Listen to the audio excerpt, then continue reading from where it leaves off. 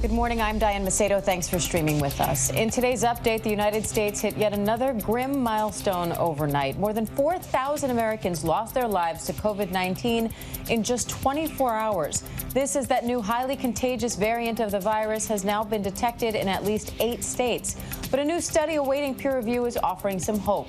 Researchers from Pfizer and the University of Texas found that Pfizer and BioNTech's COVID-19 vaccine is likely to protect against that new variant and another detected in South Africa.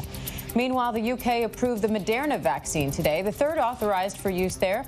The country will use the convention centers and stadiums as mass vaccination sites starting next week.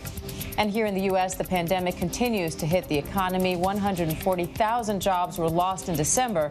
The unemployment rate remains unchanged at 6.7%. And 2 days after a pro-Trump mob stormed the Capitol building, we're now learning a Capitol Hill police officer has died from injuries sustained in the riot. Officer Brian Sicknick is the 5th person to die in the rampage. In D.C. last night, police cars lined up, flashing their lights in his honor. And this morning, House Speaker Nancy Pelosi ordered flags at the Capitol to be flown at half-staff. Now we're hearing from the White House. ABC's Andrew Dimbert has the latest from Washington. Andrew, good morning. I want to get to that statement from the White House, but first I wanted to quickly ask you about this new tweet from the president about his plans on Inauguration Day.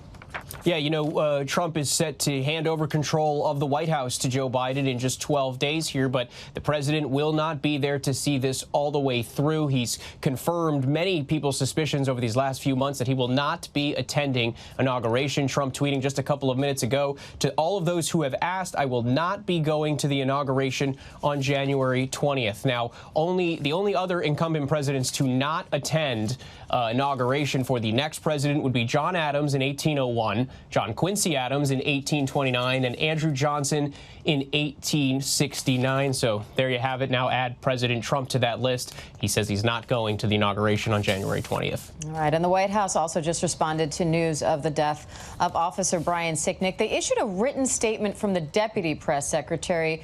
Do you think we'll hear from the actual press secretary or the president himself on this today? So this is the first we're hearing from the White House at all in any capacity about Officer Sicknick's death. He was obviously killed in those riots on Wednesday. According to authorities, he suffered injuries, went to the hospital, and later died.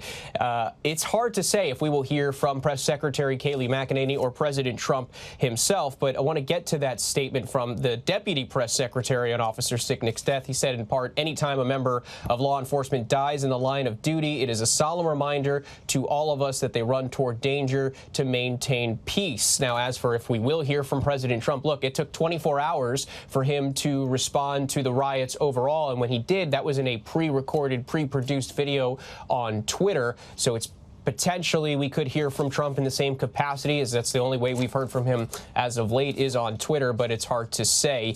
And other than that brief statement from the deputy press secretary, and when Trump issued his video and his statement on the riots overall, as well as press secretary Kayleigh McEnany, they did not take any questions. It's also unclear if the president will order flags be flown half-staff in wake of the officer's death. And Andrew, what's the latest on the investigation into the security breach at the Capitol and holding the rioters accountable? So top prosecutors here in D.C. say all options are on the table. They are looking to charge those involved with those riots. Some of those charges could include sedition charges, as well as unauthorized access, theft of property, weapons possession, and rioting. But investigators are still combing through evidence to potentially bring additional charges. The FBI and other law enforcement agencies are also asking the public to step forward if they recognize anybody who took part in some of these illegal riots and demonstrations, if they would come forward with some of that, with some information there as well, to possibly bring additional charges to more people. But right now, prosecutors say they're not ruling anything out and all options are on the table. And in a Twitter video last night, the president finally admitted that he won't have a second term. He ensured a peaceful transition of power. There are now growing calls, though, for him to be removed from office, even though he only has a few days left in his term. Where do things stand with that?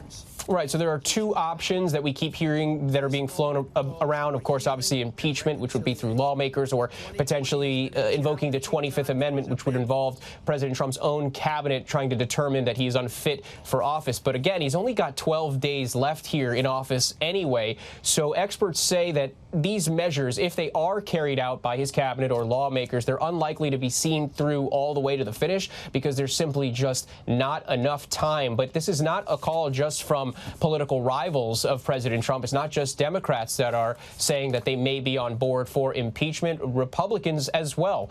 Just today, Nebraska Republican Senator Ben Sasse says that he has expressed interest in considering impeachment. But again, Trump hands over those keys to Joe Biden in just 12 days. We'll have to wait and see if any of those actually happen. By the way, if he does get impeached for a second time in the House, a conviction in the Senate is unlikely. But if that were to happen, that would potentially mean President Trump could never run for office again. All right, Andrew Dimbert in Washington for us. Thanks, Andrew. And the woman caught on video falsely accusing a black teen of stealing her phone at a New York hotel and then attempting to tackle him is now in custody. Deputies say they apprehended her overnight in California, and police say Maya Ponsetto refused to pull over and resisted deputies. Adrian Bankert has more on her case and the new reaction from the teen's parents. This is my phone. Show me. No. You don't have to explain nothing to her. This morning, Maya Ponsetto, who New York police say is the woman seen in this viral video confrontation, is waking up in a California jail cell. Arrested on a fugitive warrant and held without bond in connection with this alleged assault on 14-year-old Keon Harold Jr. in a New York City hotel. I haven't been able to sleep since December 26th. So I feel that tonight I will be able to at least get something. But it is a start.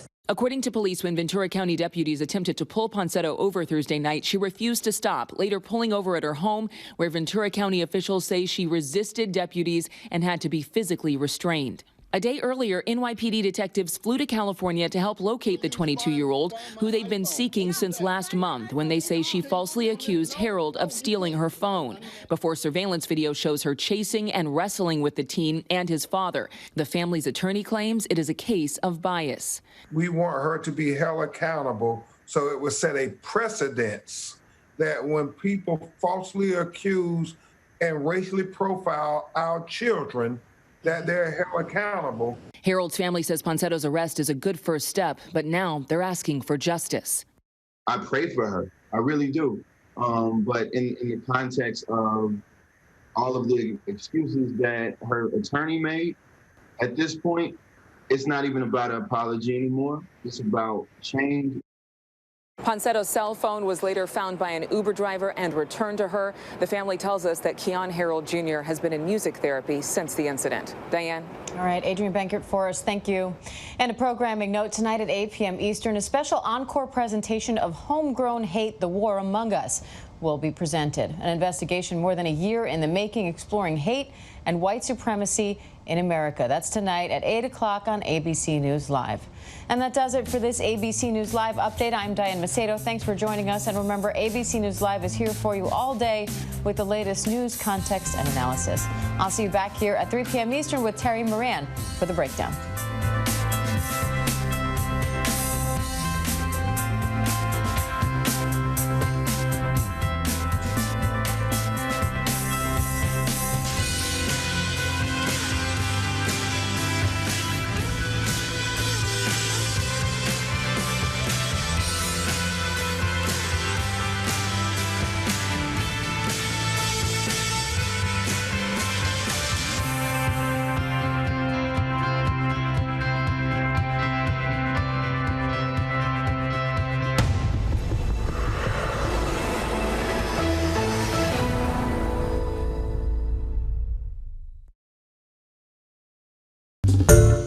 Hi everyone, George Stephanopoulos here. Thanks for checking out the ABC News YouTube channel. If you'd like to get more videos, show highlights, and watch live event coverage, click on the right over here to subscribe to our channel, and don't forget to download the ABC News app for breaking news alerts. Thanks for watching.